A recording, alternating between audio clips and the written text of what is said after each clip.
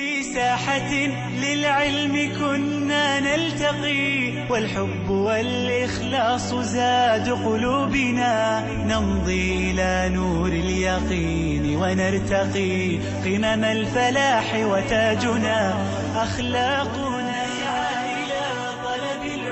Assalamu alaikum wa rahmatullah, bienvenidos a Consultas Islámicas. Hoy jueves 12 del mes de Dhul Qa'dah, que es el 11º mes del calendario islámico, el calendario Hijri o lunar, que concuerda o es equivalente al 27 de agosto de 2015.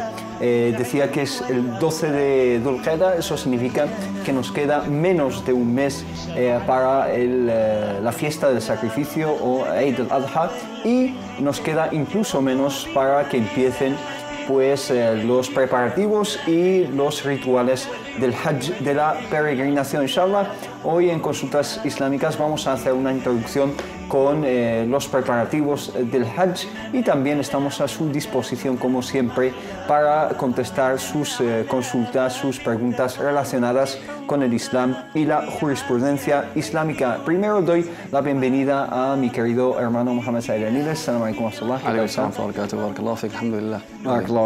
Y después recordarles, como siempre, las diferentes vías que tienen ante ustedes para hacernos llegar sus dudas relacionadas con el Islam. Tienen el número de teléfono, que es el 911 73 02 51, 911 73 02 51. Si nos llaman desde fuera de España, el prefijo del país es 0034. Lo digo porque también nos pueden seguir, entre otras cosas, a través del streaming en internet de Córdoba Internacional en nuestra página web. También tienen el email, que es consultas@cordobainternacional.com, y la página de Facebook de Consultas Islámicas, donde nos pueden seguir y enviar mensajes ahí y interactuar con nosotros, inshallah. Vamos a seguir, como decía al principio, una pequeña introducción, como hemos venido haciendo las semanas pasadas. Hemos hablado de la importancia del Hajj, hemos hablado de lo que nos aporta el Hajj. Una vez que uno ya tiene la intención o ya está decidido para embarcarse en ese viaje, ¿cuáles son los pasos a seguir? Ya entrando casi en los rituales, etc. Bismillah ar-Rahman ar-Rahim, alhamdulillah, wa sallallahu wa sallam wa baraka ala maulana rasulillahi wa alihi wa sahbihi wa man wala. En el nombre de Allah, el misericordioso y el clemente, alabado sea Allah, que la paz y las bendiciones de Allah sean con su amado profeta Muhammad, sus familiares, compañeros y aquellos que siguieron su guía hasta el día del juicio final. Hablamos en el programa anterior de que las personas que Allah subhanahu wa ta'ala les ha bendecido con ser uno de los peregrinos, ¿no? Este año, inshallah, los elegidos, ¿no? Y uno de los convocados en ese congreso internacional, ¿no? De la élite de los musulmanes en esa tierra sagrada, en esos lugares y en esos tiempos amados y queridos por Allah subhanahu wa ta'ala, tienen que ser conscientes de esa gracia y agradecer a Allah subhanahu wa ta'ala y aprovechar esa oportunidad, porque es una oportunidad para volverse de sus pecados, tal y como se los trajo sus madres a este mundo, como dice el profeta Muhammad sallallahu alaihi wasallam en el hadith. Y también ser conscientes de la importancia de ese precepto, que estamos hablando de un pilar, no estamos hablando de cualquier práctica, no estamos hablando de cosas secundarias, complementarias, de actos recomendables, sino estamos hablando de un pilar de los 5 pilares sobre los cuales está edificada nuestra religión. También muy importante, y insistir una vez más en ello, es la preparación jurídica, no ser conscientes de la importancia de esos preceptos. Si no llevamos bien el Hajj, ese Hajj no será aceptado. Por lo tanto, hay que prepararse jurídicamente, hay que estudiar. Países, subhanallah, países como Malasia, el otro día vimos en las noticias, y es habitual, ya es una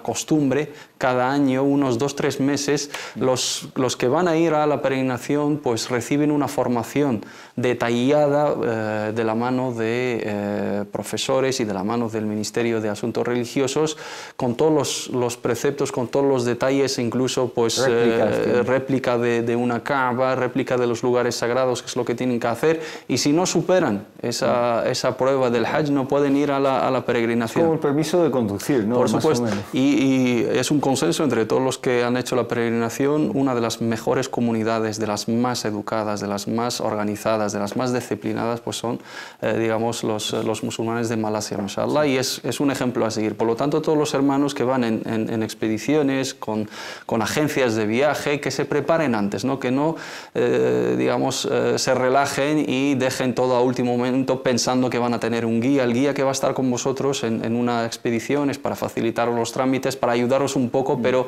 los preceptos mientras se llevan a cabo, uno es responsable, es una responsabilidad individual, personal. Es fard ain, es una responsabilidad personal, ¿no? Y estamos ante un pilar, por lo tanto es importante el estudio. Aquí, alhamdulillah, ya hemos hecho varios programas en prácticas del Islam, tienen un vídeo también que pueden seguir, el Hajj paso a paso en español, y luego material en árabe y en todos los idiomas, está al alcance de todos, inshallah ta'ala. Una vez que ya Allah subhanahu wa ta'ala nos bendice, hacemos los trámites, nos despedimos de la familia, tenemos que ser conscientes de que desde el momento que salimos de nuestras casas estamos ya en peregrinación. Por lo tanto, hay que ser muy cuidadosos, hay que ser solidarios, hay que ser cooperativo con nuestros hermanos, hay que tener mucha paciencia, porque los trámites duran largas horas, hay que esperar, hay que hacer gestiones, la gente está acostumbrada, digamos, a tenerlo todo fácil. Ahí hay que tener en cuenta que vienen más de 2 millones o 3 millones de personas en el mismo lugar, por lo tanto somos unos más, no somos los únicos.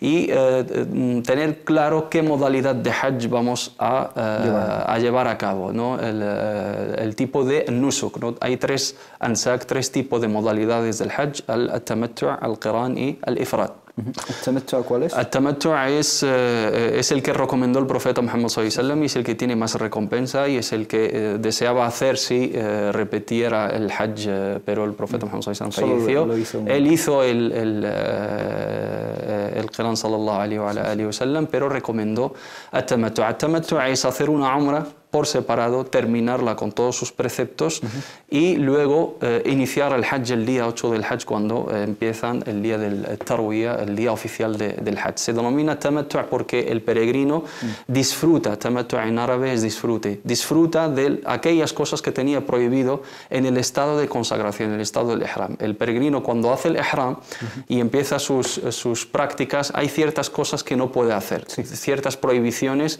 que anularían su estado de consagración, que tiene que dejar de hacerlas. Una vez que termina la umra y hace tahallul, se libera de ese estado de consagración, puede disfrutar de todo lo que tenía prohibido de mahdurat al-ihram hasta el día 8, que es el día del Hajj. Por eso se denomina at-tamattu' y necesita una ofrenda, un hadi. Y esa es la modalidad más completa, porque el peregrino hace una umra y una Hajj en el mismo viaje.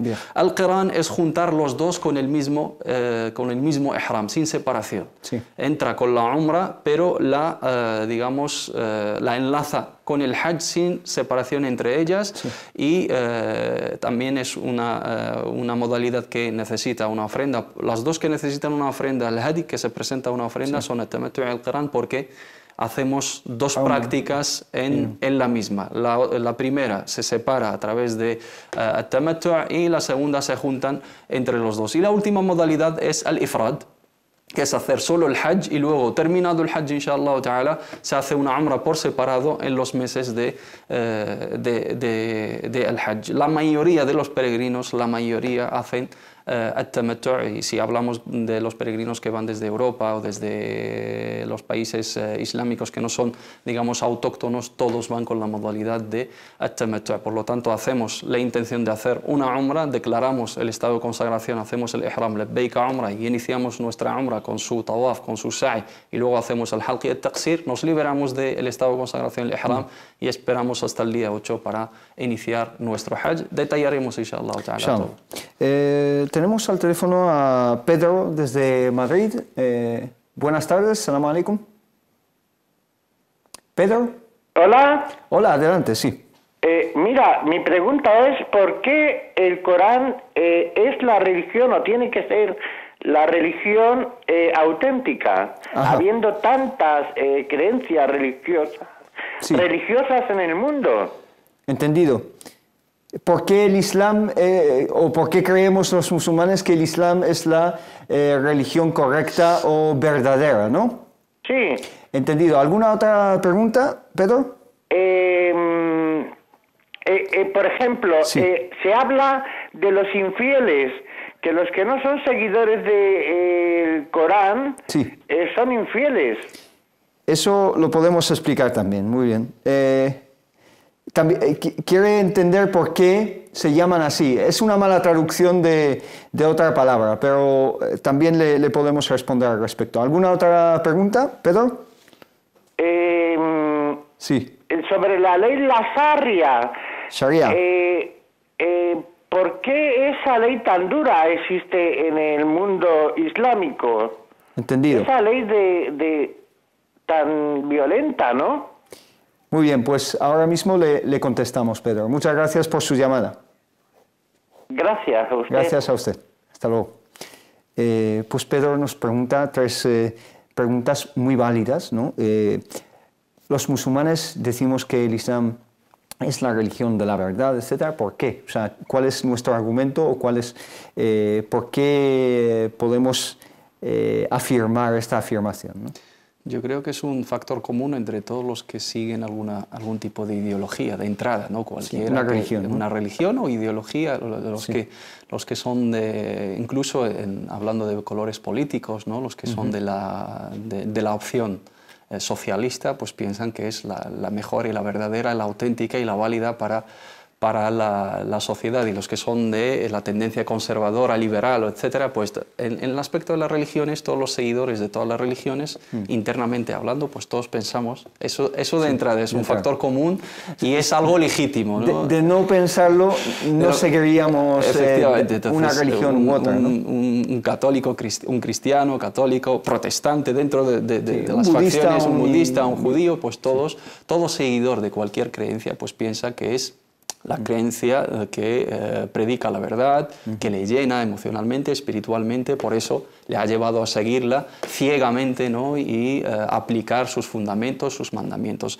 Los musulmanes, por supuesto, pues entramos en ese factor común que es legítimo, como he mencionado anteriormente, pero también tenemos argumentos para ello. Nosotros confirmamos las otras religiones porque vienen mencionadas en nuestro libro sagrado, creemos en los otros profetas, viene la mención de 25 profetas con sus propios nombres en el Sagrado Corán, pero los libros sagrados, las diferentes escrituras, y se hace mención a muchísimos profetas y a muchísimos mensajeros y enviados de Allah, de Dios, a la humanidad a lo largo de toda la historia. Pero según la creencia islámica, según el Sagrado Corán, según lo que decreta la voluntad de Allah subhanahu wa ta'ala, ese mensaje divino que ha ido, digamos, que se ha ido transmitiendo a lo largo de la historia humana, tiene un mensaje final, tiene un culminante, tiene un sello.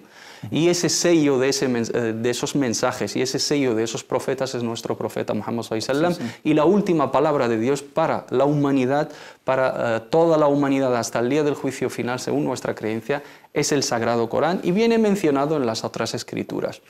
Evidencias coránicas, evidencias lógicas también, históricas, también argumentos de que si hablamos de la autenticidad de la palabra sagrada de Allah subhanahu wa ta'ala, que es el Corán, en comparación con las otras escrituras, es evidente. Sí, la evidencia es bastante clara, porque es una narración auténtica, generación tras generación, mantenida, digamos, desde el primer día hasta hoy en día, con todo lujo de detalle, con todos los detalles, con argumentos históricos. De hecho, los manuscritos que se están descubriendo del Corán no difieren en absoluto de lo que se memoriza, ¿no? Mientras que de otras religiones, pues sí que hay algunas hay diferencias, hay diferentes versiones, la escritura es posterior al momento de la revelación, etcétera, etcétera, etcétera. El Islam reconoce a las otras religiones, reconoce el mensaje de Dios a las otras comunidades a lo largo de la historia, pero se piensa, se cree, y es que la definitiva, que la culminante, que el sello de esos mensajes y de esos profetas es el mensaje de Muhammad, que la paz sea con él, y el Corán, que es la palabra de Allah. Barakallahu fik. Vamos a volver a esta pregunta, pero después de atender la llamada de Omar desde Melilla. Salam alaikum. Alaikum salam wa rahmatullahi wa barakatuh. Enhorabuena por el programa. Gracias, Barakallahu fik.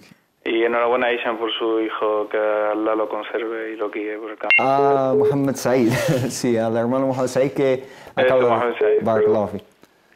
Mira, mi pregunta es referente, porque está interesado en la adopción de un niño. Sí. Y está leyendo y está hablando con unos hermanos y me han dicho que hay un versículo del Corán que ponen que no podemos poner los apellidos de un hijo, o sea que no podemos romper la raíz del niño adoptivo. Entendido, sí.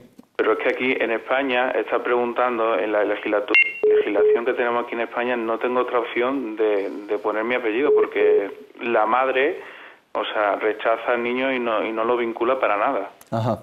Entonces quería saber que... ¿Es una adopción, digamos, total o, digamos, es un apadrinamiento? No, es una adopción total. Es un niño recién nacido. Abandonado, ¿no?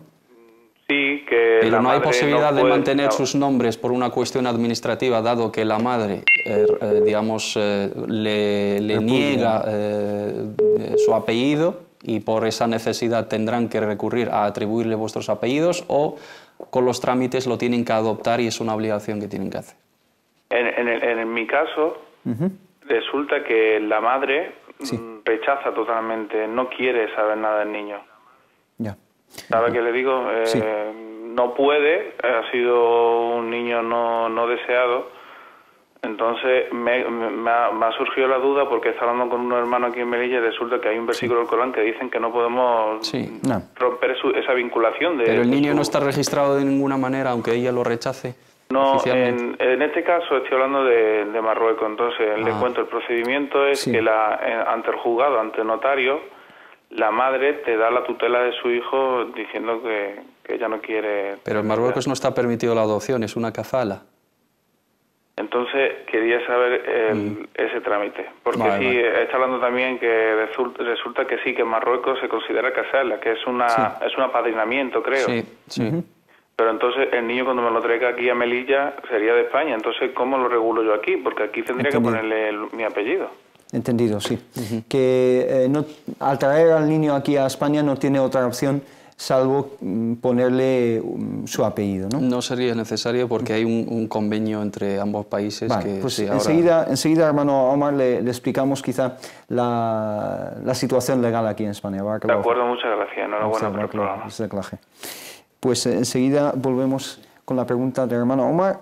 Volviendo a la pregunta original también de Pedro, él hablaba de la verdad, porque decimos que la verdad pertenece al Islam, pero el Corán en ningún momento niega absolutamente la verdad de las otras religiones. Dice que, por ejemplo, en la Torá y en el Evangelio, incluso después de su tergiversación, etc., aún hay luz y guía, etc. Por supuesto, ¿no? Y cuando se hace mención a la gente del libro, los trata, digamos, y los cataloga dentro de lo denominado como Ahl al-Kitab, la gente del libro. El Corán, cuando se refiere digamos, a la sociedad mequí o al conjunto de la humanidad, trata con los creyentes, que son los que siguen el mensaje de Allah subhanahu wa ta'ala, hace mención a lo mal traducido que eran los infieles, los incrédulos, los politeístas, los idólatras, etcétera, que no han creído, que atribuían copartícipes a Dios, y hace mención a la gente del libro, Ahl al-Kitab, que son los judíos y los cristianos. Entonces reconoce ciertos derechos, un estatus especial en el Corán, un trato, nos permite a los hombres musulmanes poder casarnos con las mujeres cristianas creyentes y las judías creyentes, nos permite comer de su comida, incluso, que es lícita para nosotros, etc. En cierta etapa de la revelación le dice a los judíos que juzguen según la Torá y a los cristianos que juzguen según el Evangelio. Por supuesto, y cuando habla del mensaje eso, profético Allah subhanahu wa ta'ala en el Sagrado Corán, el Corán cuando se refiere al mensaje del monoteísmo, habla de un lema unificado entre todos los profetas y todos los enviados y todos los libros sagrados. Es el mismo mensaje, es la misma palabra, es la misma esencia, lo único que van cambiando las legislaciones, cambian la jurisprudencia acorde a las sociedades y al contexto espaciotemporal, pero hay un mensaje la esencia es la misma. Hay un mensaje y hay un libro que reúne todo lo que está en los libros anteriores y añade unas cosas como un mensaje último completo para que sirva para toda la humanidad como una guía hasta el día del juicio final. Esa es nuestra creencia. Bartolomé, y que pasando a la palabra que yo decía que está mal traducida, que es infieles, ¿no?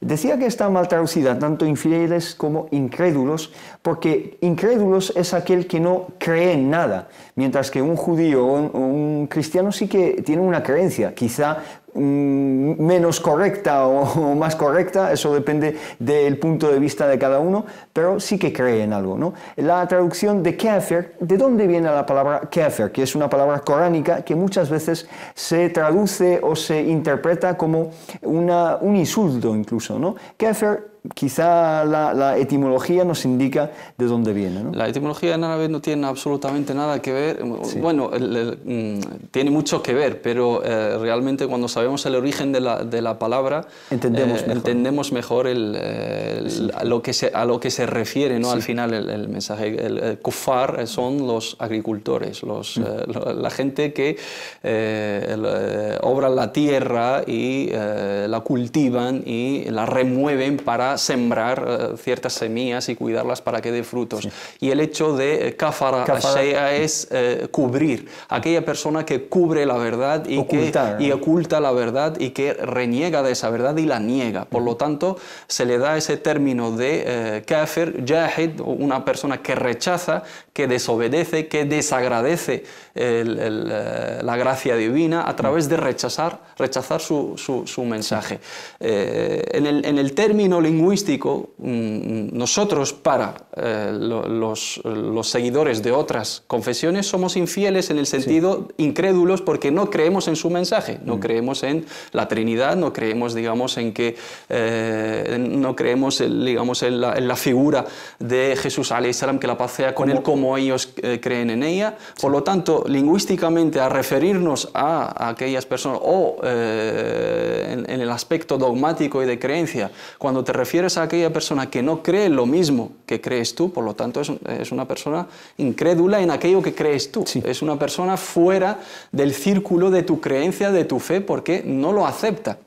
Pero la terminología utilizada en ciertos contextos coránicos no tiene absolutamente nada que ver con ese tipo de traducciones, porque se refieren a contextos bélicos. El hermano, al llamar e insistir en esa palabra, se refiere a aquellas aleas que se suelen mencionar en los medios de comunicación occidentales: matad a los infieles, combatid a los infieles. Habla de un contexto histórico, habla del contexto del profeta Muhammad, y en su sociedad mequí había creyentes y había politeístas, idólatras que combatían a la comunidad musulmana y que querían acabar con el mensaje del profeta Muhammad y exterminar a toda la comunidad. Entonces había un llamamiento a combatir a aquellos que combatían a la comunidad musulmana y se dirigía a ellos en su condición de creencia porque no creían, rechazaban el mensaje de Dios. No se refiere al conjunto de la humanidad. Todo aquel que no cree en el mensaje lo debemos combatir. En absoluto, porque el profeta Muhammad hizo un pacto, la primera carta magna, un tratado de paz con la comunidad judía dentro de Medina. Había 3 comunidades, 3 tribus judías. Al menos. Pasajes coránicos que llaman a la paz y llaman al pacto. Hadices, dichos del profeta Muhammad que nos llaman y ordenan respetar a la gente del libro. La posibilidad de casarse con mujeres de... Por supuesto, y respetar los pactos, por lo tanto, y no tenemos constancia de que el profeta Muhammad declaró la guerra a todo aquel que no cree en su mensaje y a todo aquel que siga otra religión. Pero las aleas en ese contexto, aunque sea mal traducido el aspecto de los infieles, se refiere a ese combate cuando hay una agresión por parte de aquellas personas que no creían en el mensaje del profeta Muhammad para autodefenderse. Una autodefensa que está, digamos, reconocida incluso por las leyes internacionales. Hablando de violencia, de guerra, etcétera, dice, ¿por qué la Sharia es tan intransigente, tan dura, tan violenta?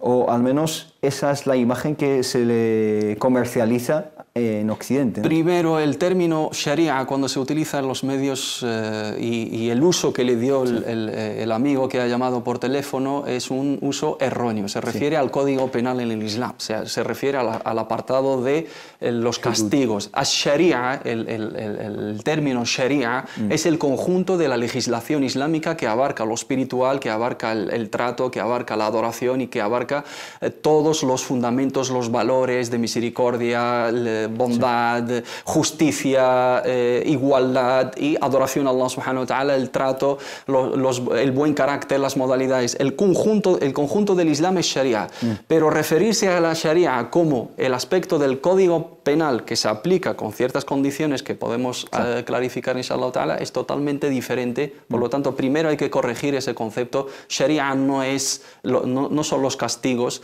se refiere al Código Penal, se refiere al código disciplinario dentro del Islam que podemos detallar perfectamente. Que se hace, digamos, una lectura selectiva de la Sharia, se queda con ciertos trozos o incluso ciertas lecturas de la Sharia y se presenta también como el conjunto. Es provocado por el error de ciertos musulmanes que a la hora de reivindicar, ¿no? Digamos, la vuelta a esa esencia y pureza de la sociedad islámica de la época del profeta Muhammad sallallahu alaihi wasallam, queremos recuperar la Sharia, se limitan al aspecto de queremos recuperar el aspecto de los castigos, el aspecto duro del Islam, que está muy estricto y muy restrictivo y condicionado con ciertas cuestiones. Tenemos al teléfono a Mariam desde Palma de Mallorca. Salam alaikum. Salam alaikum, hermanos. Salam alaikum. Bueno, en primer lugar, enhorabuena por el programa. Nunca nos cansaremos de decíroslo. Que Allah os ayude. Y enhorabuena al hermano Said por su nena. Que Allah la bendiga. Amén. Bueno, si puede ser, yo tenía 3 preguntas. Sí. Bueno, la primera es acerca de los aditivos que se le ponen a las pastillas. Es que unas pastillas que llevan 2 cositas. Una es almidón de maíz pregelatinizado y luego es alcohol polivinílico. Sí, polivinílico, sí. Quería saber si es halal, estas dos, si se pueden tomar estas pastillas al llevar alcohol y gelatina. Entendido. Como excipientes, ¿no? Sí, me parece que lo pone como excipientes, lo que no estoy segura al principio. Componentes, los demás componentes son, y lo pone, son componentes. Entendido, sí. Bueno, luego la segunda pregunta sería, si una mujer musulmana necesita nadar, ya sé que hay otras alternativas de deporte, aunque los médicos le dicen que nadar es lo mejor y tal, si se podría nadar en una piscina municipal, la mujer, por supuesto, tapada decentemente, con un traje de baño musulmán. El problema quizás no es más, para mi punto de vista, la pregunta es no para mí, ya que iría vestida decente, sino por las demás personas, cómo van vestidas ellos, cómo me afecta a mí, si podría nadar o no en estas condiciones. Solamente tienes la posibilidad de la piscina pública, no hay flexibilidad de horarios, piscina privada, gimnasios privados, el mar. ¿Perdón? En Palma de Mallorca también tienen muchas playas o costas. ¿No tiene esa alternativa también? La verdad es que no tengo coche y está bastante lejos. En las playitas y está. Sí. Vale, pues... tengo una piscina municipal a 2 pasos de casa, como quien dice, y bueno, quería simplemente preguntar para ver si se podría hacer. Es verdad que hay horarios, que hay menos gente que otros horarios, pero siempre hay alguien. Ya. Siempre. Y bueno, la tercera pregunta sería si a una mujer musulmana se le da la oportunidad de poder hacer el Hajj y a su marido en esos momentos no puede ir por algún motivo, si esta mujer es menor de 45 años, si puede ir sola o con un grupo de mujeres. Muy bien. Estas son las 3 preguntas. Muchas gracias. ¿Es su primer Hajj o es ya lo ha hecho? El primero. El primero, ¿no? Sí, sería el primero. Entendido. Pues vale, hermana Mariam Barakallahu Barakallahu, fik. muchas gracias. Salam alaikum. Vale, pues tenemos estas 3 preguntas. No sé cómo vamos de tiempo. Inshallah vamos a pasar a una pequeña pausa y volvemos enseguida y contestamos a las preguntas de Omar acerca de la adopción y las preguntas de Mariam, además de otras preguntas que nos llegan a través de las redes sociales. Volvemos enseguida en Consultas Islamitas.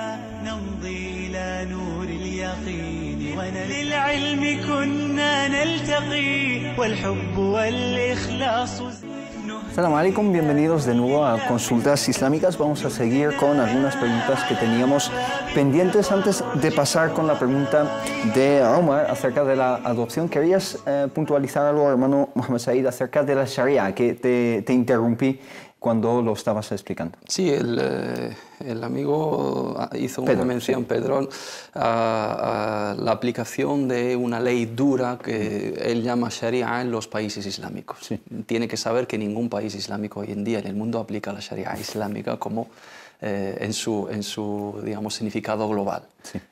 Algunos países igual aplican cierto código penal inspirado en digamos, ese código islámico, también el código de la familia, ciertas transacciones, etcétera, algunas leyes inspiradas en la jurisprudencia islámica, como es lógico, pero la Sharia islámica en su totalidad, la jurisprudencia islámica en todos los aspectos económicos, sociales, educativos, de valores, ética, espiritualidad, etcétera, eso no se aplica en ningún país islámico. Sí. Las noticias que llegan de alguna lapidación grabada en algún campo o noticias de que se haya cortado una mano, se haya matado a uno por haber matado, etcétera, estos son casos aislados de la malas aplicaciones a veces, no por países, ni por gobiernos, ni por instancias públicas, sino por individuos, grupos, etcétera, que son declarados por los propios musulmanes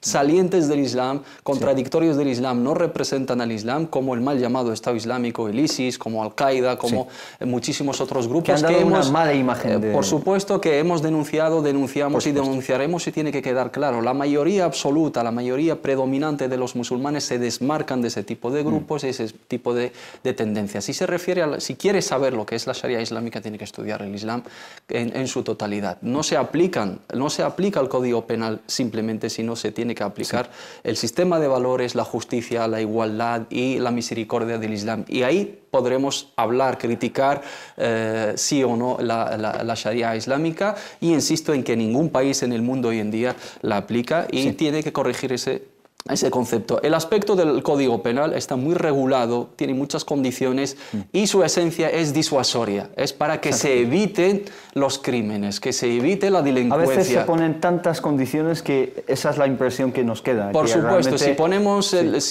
como un ejemplo el aspecto de la lapidación en el caso de adulterio por personas casadas, para llegar a aplicarlo tienen que presenciar el acto sexual cuatro personas testigos. Y los cuatro testigos tienen que declarar unánimemente si uno de ellos cae. Si uno de ellos cae, los 3 serán castigados por calumnia y difamación. Por lo tanto, se ponen ciertos castigos para evitar ciertas conductas, ciertos crímenes, la delincuencia, porque Allah subhanahu wa ta'ala, cuando menciona el qasas, la ley del talión, mal traducida si podemos decir, dice walakum fil qisas walakum fil qasas hayatun ya ulil albab. En ese código penal disuasorio tenéis vida, tenéis seguridad. Por lo tanto, la vida humana, salvaguarda la vida y el honor y la paz social de toda una comunidad. El Islam, a la hora de legislar, no piensa simplemente en el individuo, sino en el conjunto de la comunidad. ¿No? Y a veces se ponen algunos castigos disuasorios como esto para enfatizar la importancia, por ejemplo, del honor de la familia, etcétera, la cohesión familiar. Vamos a pasar con la pregunta de Omar desde Melilla a Pedro, decirle que si se quiere acercar al Islam hay, digamos, unas bases por las cuales puede acercarse al Islam, que son estos principios comunes de la misericordia, etc., y no se fije tanto en esa imagen que dan los medios de comunicación, que realmente hacen una lectura y una visión selectiva del Islam.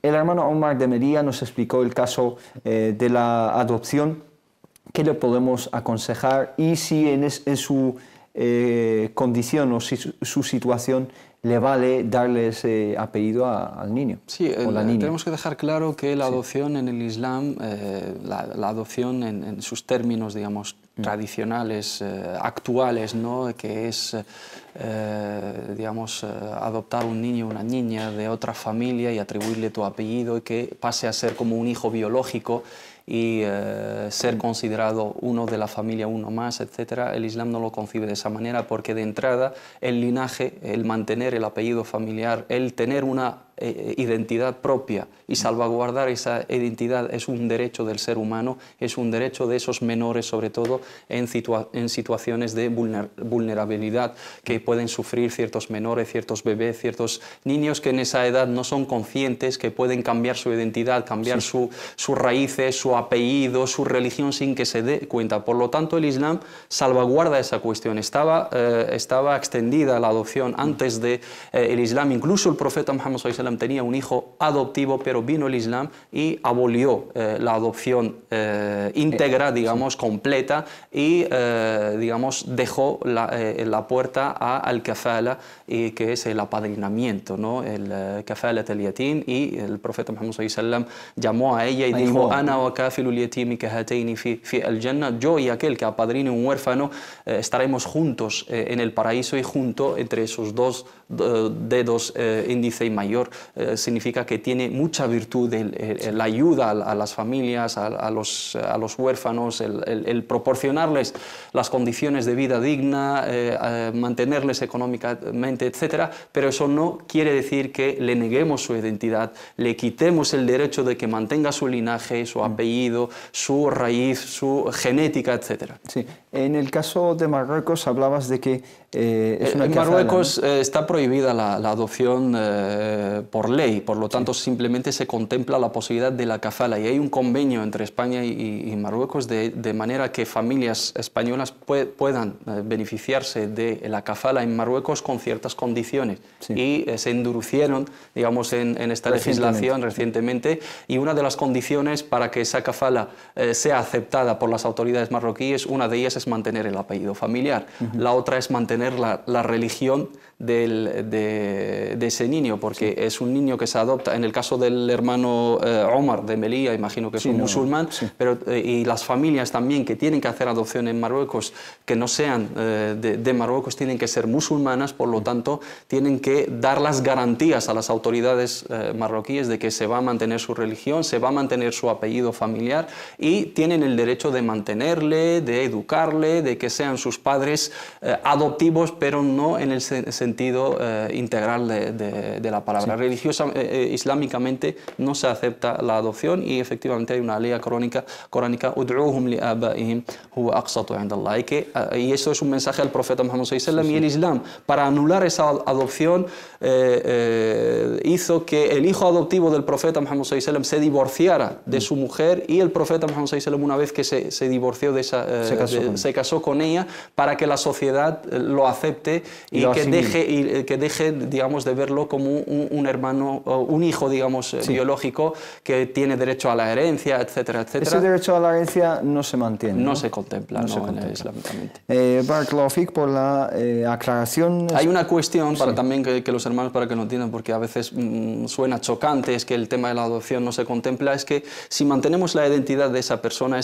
quieras o no, es una persona extraña, aunque le proporciones una educación, una ayuda económica, cuando llegue a la edad de la responsabilidad y la edad de la mayoría de edad, es un hombre que no tiene lazos familiares biológicos con tu mujer. Si es una chica, tú tampoco puedes tener, digamos, esos lazos, por lo tanto jurídicamente se pueden dar unas situaciones y unos límites, etcétera, por lo tanto hay que tener en cuenta esos detalles. Barakallahu fik, las preguntas de la hermana Mariam desde Palma de Mallorca, dos aditivos o dos componentes de estas pastillas: almidón de maíz gelatinizado o algo así, y alcohol, un cierto tipo de alcohol que contienen. Sí, son excipientes que se utilizan en ciertos preparados farmacológicos que se pueden consumir perfectamente, porque la proporción que representan en el conjunto de la sustancia jurídicamente es insignificante, ¿no? Aquí se aplica también el proceso químico que sufren esos preparados, ¿no? Esas sustancias dejan de tener el aspecto del almidón de maíz, no hay problema, el aspecto de la palabra gelatinizado confunde, no es que se le añade una gelatina, sino se prepara como una emulsión, ¿no? Y se utiliza como un excipiente para la sustancia farmacológica. El caso del alcohol se utiliza también como conservante, como excipiente, representa una cantidad ínfima, ¿no? Insignificante, jurídicamente se le aplica lo denominado como la istihala, transformación por el istihlak, y la parte pura, y aparte la transformación química le quita ese estado de impureza anterior. Baklofik, la segunda pregunta acerca de la natación en una piscina, dice que los médicos le recomiendan ese tipo de ejercicio. ¿Cómo lo puede solucionar? A ver, la hermana es consciente, ¿no? Ella misma lo ha mencionado en su intervención, consciente de los límites que le marca, ¿no? su religión, ¿no? A la hora de tener un contacto con otras personas, ¿no? De otro sexo en esa situación, ¿no? Contemplamos, digamos, las partes pudendas, las partes íntimas de las personas. Como musulmanes tenemos unos límites a la hora de descubrir nuestras partes del cuerpo, tanto hombres como mujeres. Y a la hora de mirar. Y a la hora de mirar también, ¿no? No simplemente descubrirnos o taparnos nosotros, pero también contemplar la intimidad de los demás en espacios públicos, etc. Las piscinas municipales o las playas públicas, etc. Sabemos cómo son. Para un musulmán o para una musulmana no sería lo adecuado, no sería lo correcto ir. Si es una recomendación médica, si estamos hablando de un consejo, una alternativa recomendable entre otras muchas, ¿no? Y puede prescindir de ella la hermana al no tener otra alternativa, no tiene una piscina privada de ella, si tiene un chalet, o si de algún familiar, algún conocido, alguna amiga o lo que sea, o si es una piscina privada, o al menos si es algo muy, muy, muy necesario para su caso y para la mejora de su salud y no tiene otra solución, que sea cauta a la hora de su propia vestimenta y que elija los momentos de poca afluencia o afluencia mínima o inexistente, si se puede conseguir a primera hora de la mañana, por ejemplo, pero si puede prescindir de ella sería lo más cauto y lo mejor. Sí, su tercera pregunta acerca del Hajj dice si una mujer menor de 45 años puede ir al Hajj sin su mahram, en este caso su marido, porque su marido no tiene la capacidad, digamos, económica, etcétera, para ir. Sí puede ir en una compañía, ¿no? Si es su primer hajj y hay, digamos, unas excusas, digamos, de peso, que su marido no pueda acompañarle y no tiene la posibilidad de que la pueda acompañar algún familiar cercano que actúe como mahram en ese viaje, hay un debate entre nuestras escuelas jurídicas y se contempla la posibilidad de que viaje con una compañía segura, ¿no? Rufqa amina, tanto como Usbat Nisa, como un grupo de mujeres acompañadas por sus maharim. Hoy en día los viajes del hajj no se llevan a cabo como antiguamente, de manera individual y como una aventura, sino está todo regularizado a través de expediciones, agencias, con visados, digamos, oficiales, con todo lujo de detalle bien registrado. No hay ningún problema, sobre todo si es su primer hajj, que denominamos como Hajjat al-Islam, para complementar sus pilares del Islam, inshallah.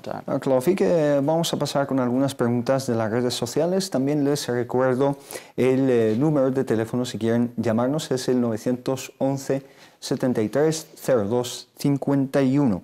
La hermana Hind nos pregunta diciendo lo siguiente, dice: hola, quería preguntaros sobre la meditación, si es halal o es haram. Gracias por el programa de consultas islámicas. La meditación tiene dos significados aquí. Hay un significado que es una meditación de contemplar el universo y sentarse con calma, y tafakkur, tadabbur, que Allah menciona en el Corán, y también la otra variante de algunas religiones, especialmente de la India o de China, etcétera, donde realmente entra en una práctica religiosa, ¿no? Sí, la primera categoría es algo muy recomendable y loable y al cual ha llamado el Sagrado Corán en muchísimos pasajes. Allah subhanahu wa ta'ala nos llama a contemplar su creación, a fijarnos en nuestra propia creación, a contemplar el mundo, el universo, a meditar nuestra conducta, nuestro futuro, nuestro pasado, etc. Y es algo muy, muy necesario y algo que forma parte, ¿no? Debe formar parte de nuestro día a día, la conducta del musulmán. Todos los días tenemos que contemplar los dones de Allah subhanahu wa ta'ala, ser conscientes de sus dádivas, de su ayuda, de que estamos en su camino, fijarnos también en lo que nos rodea y también meditar respecto a nuestra conducta, nuestro futuro, a dónde vamos, todo eso. Si se refiere a esa cuestión, es algo que debe ser como una práctica diaria, como bien has mencionado. Si entramos en las otras ideologías, pues ahí tenemos que filtrar, separar entre aquello que tiene un trasfondo religioso o pagano y representa, ¿no? A través de esa meditación tenemos que hacer ciertas prácticas, ciertos rituales que son propios de otras confesiones, contradictorios a la esencia de la creencia islámica, claramente son prohibidos. Si se limita o se queda, digamos, en un marco de meditación espiritual y un ejercicio, ¿no?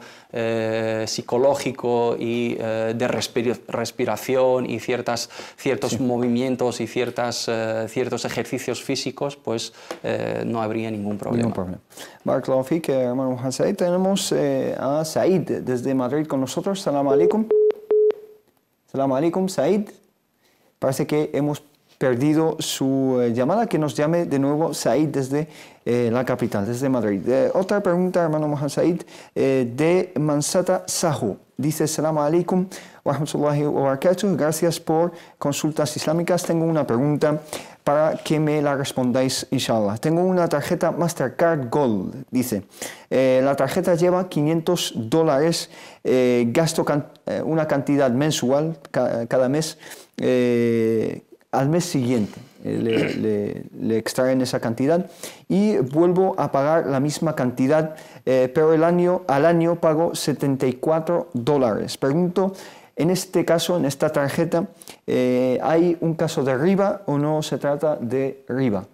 El caso... riba usura, ¿no? Sí, la hermana habla de la tarjeta de crédito. La tarjeta de crédito tiene dos modalidades. Tiene pago fin de mes o tiene pago al contado o a crédito, ¿no? Si pagas la cantidad, si cualquier tarjeta de crédito tiene, digamos, una recarga acorde, digamos, al estudio financiero que te aplican en tu entidad financiera, te conceden 1.000 euros, $500, $1.000, $2.000, $5.000, etc. Tienes una cantidad de dinero a tu disposición para gastarla.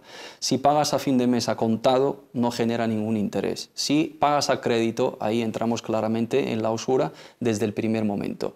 Estas tarjetas de crédito, muchos de nuestros sabios las permiten con la condición de que sea al contado y que sea a fin de mes, el pago a fin de mes. ¿Cómo es al contado? Al contado significa que esos $500, si los gastas el día 1, tienes que pagar los $500 y tienes que tener la certeza de que en tu cuenta bancaria vas a tener esa cantidad. Si no los pagas a final de mes, el 1 del mes siguiente, te genera un interés por, digamos, penalización o por haberlo pasado a crédito. Entonces tenemos que ser conscientes de esa condición, de esa modalidad. No podemos contratarla a crédito, siempre tiene que ser a contado.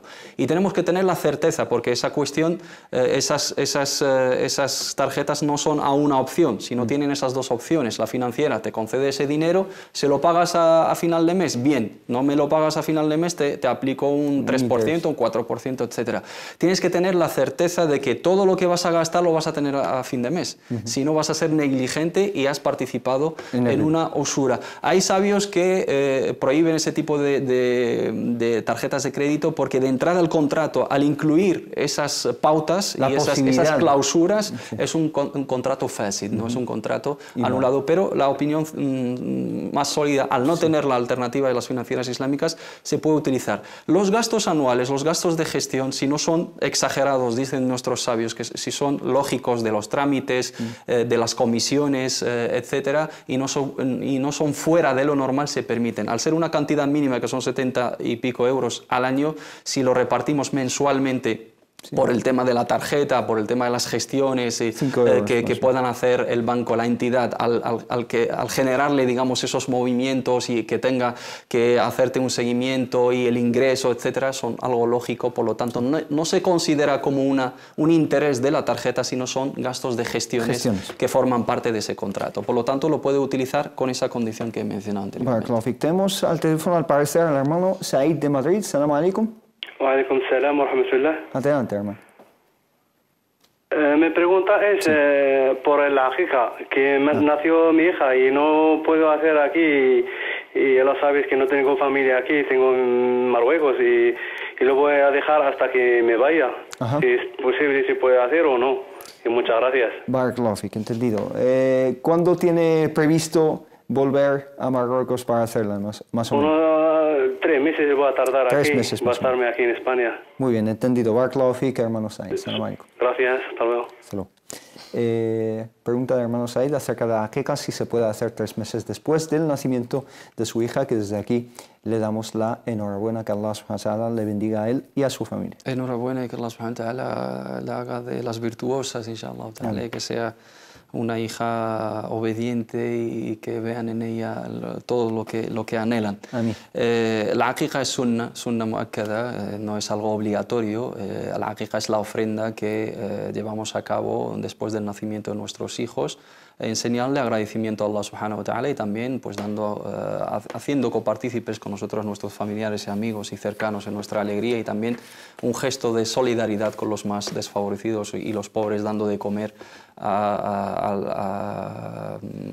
las personas necesitadas, y que sea una bendición ese nuevo nacimiento para toda la comunidad. La aqiqa es sunna, por lo tanto no es algo obligatorio. La sunna del profeta Muhammad sallallahu alaihi wasallam determina que en el 7º día del nacimiento de ese recién nacido se hace esa ofrenda, ese sacrificio de la aqiqa, si no es posible el día 14, si no es posible el día 21, y a partir del día 21, si uno por diferentes motivos, sean como el que plantea el hermano, por no tener la familia aquí, va a viajar y entonces le es más fácil y sería una alegría muchísimo mayor con sus seres más queridos, pues tiene la posibilidad de hacerlo. El profeta Muhammad sallallahu alaihi wasallam hizo aqiqa por él de mayor, y muchos de los sahaba lo hicieron de mayor. Lo más importante es el registro. Le puede le puede atribuir un nombre ahora, registrarlo.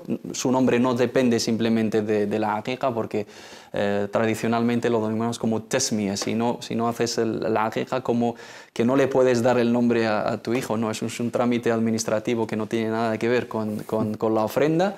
Puede, inshallah ta'ala, retrasarla hasta que él pueda sin ningún problema. Barakallahu fik, nos quedan pocos minutos para terminar el programa de hoy y tenemos muchísimas preguntas pendientes. Voy a plantearte una última, inshallah, hermano Mohamed Said. Miquel Tarradell nos dice lo siguiente, dice: Assalamu alaikum wa rahmatullahi wa barakatuh. Tengo una pregunta que me bloquea a veces con el Islam y me gustaría que me lo pudiesen aclarar. ¿Cuál es la diferencia entre adorar una piedra o un objeto y la Kaaba, ¿no? Dice, ¿por qué rezar hacia la Kaaba? ¿Qué es realmente la Kaaba? Hay una diferencia abismal entre rezar hacia la Kaaba y adorar a la Kaaba. Sí.